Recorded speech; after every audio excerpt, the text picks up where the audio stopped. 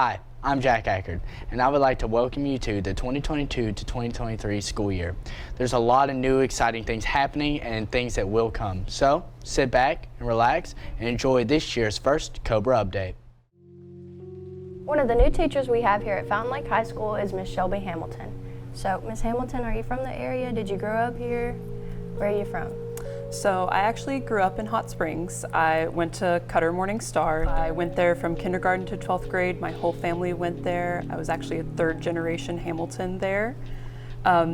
Miss Hopper was my high school chemistry teacher, and Miss Neighbors, one of the other new teachers here, was also my high school biology teacher.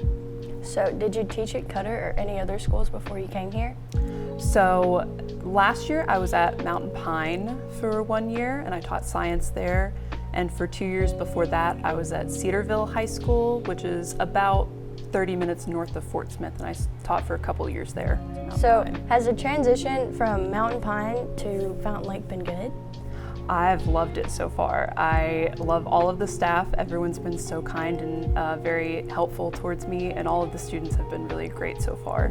So can you talk to us a little bit about computer science and the yearbook and your classes? Yeah, so computer science is still pretty new to me, but I'm really, really excited about the program. The students get to do a lot of coding and a lot of hands-on activities where they can apply their computer skills and their computational thinking skills towards a lot of computer science concepts. And a lot of the students have just been really diving in headfirst, and they've seemed to enjoy it so far. And yearbook is also new to me. I was on the yearbook staff in high school, but it's new to me as an advisor. And I'm excited to continue to grow that program. It was really great last year. I looked at the book and heard everything from all the students and staff, and I'm excited to be leading that this year. Well, Ms. Hamilton, we are so glad for you to be joining us. Thank you very much. Parking tickets and positions have become a key part of keeping and controlling car traffic and vehicle safety. As our schools and parking lot grows, so does our rules and regulations. Fountain Lake requires that the seniors park in a designated senior parking lot of the gravel parking, and for underclassmen to park strictly in the gravel parking lot. Students are not permitted to the park in teacher and staff parking during school hours. Students must pay $10 for a parking tag to park legally on campus. If caught without one, will be fined $10 plus an original price for the tag. Let's hear some few words from Chief Riley about the parking tags and parking situations. Hi Cobras, I'm here with Chief of Police Ben Riley. Chief Riley, can you just go ahead and tell us what your job entails? My job entails quite a few things. Anything that falls underneath law enforcement, I'm able to do. Anything we can put underneath a safety umbrella, I try to enforce that. That can be anywhere from traffic control to checking fire extinguishers in the buildings. Park on campus. Can you just go ahead and tell us how to get one of those passes and what that entails? Sure. And parking, it will be strictly enforced this year, so that is a reminder. At the beginning of the year, every student should have received a link through an email from Mr. Robertson. You go to that link, you fill out that form. It should be your vehicle and your insurance information. Once that's completed, you can come to the front office, and Miss Karen or whoever's working the front there will give you another form to fill out, and I believe it is a drug consent form. You'll need to fill that out with your parent's signature or your guardian's signature. Bring that back, and once that's completed, parking pass will be issued to you. Alrighty, that sounds good. For the final question I want to ask you, what do you think are some positive changes that you've seen around the Fountain Lake campus? Well, this year we've made quite a few changes. I think the two that I would really highlight would be we've increased our number of cameras, so we have an increase in those all around campus.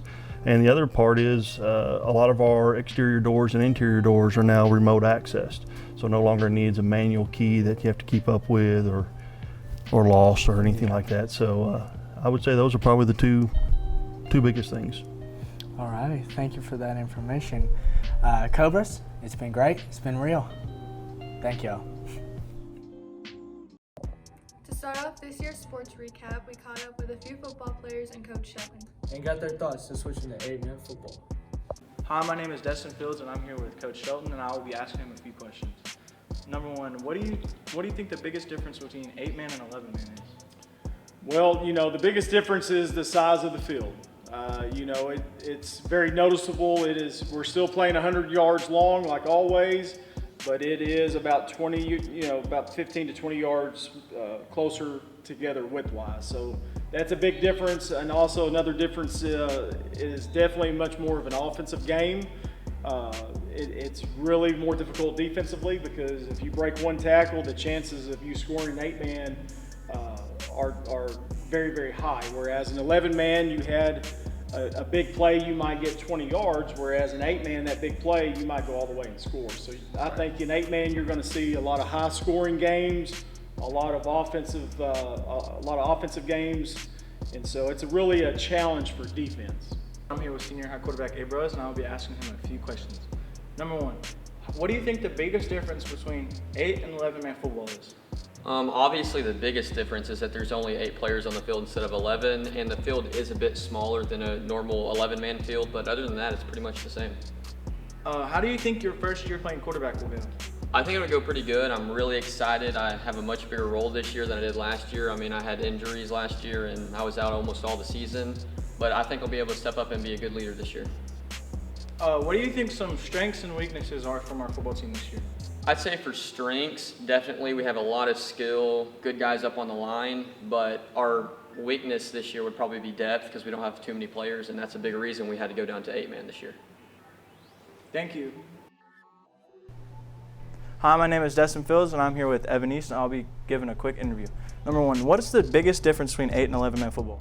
The difference between 8 and 11-man football is on an 8-man field, you obviously have a lot less room from sideline to sideline, so it's different for like receivers and quarterbacks to adjust to running routes and throwing the ball.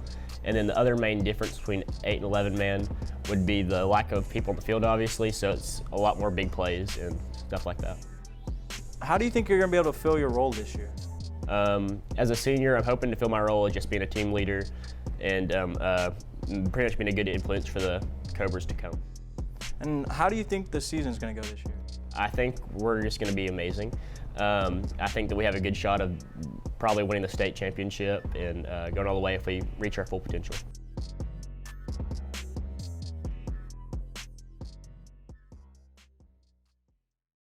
That'll be it for our first Cobra update. If you would like to stay up to date on all our latest Cobra news, follow our social channels right here.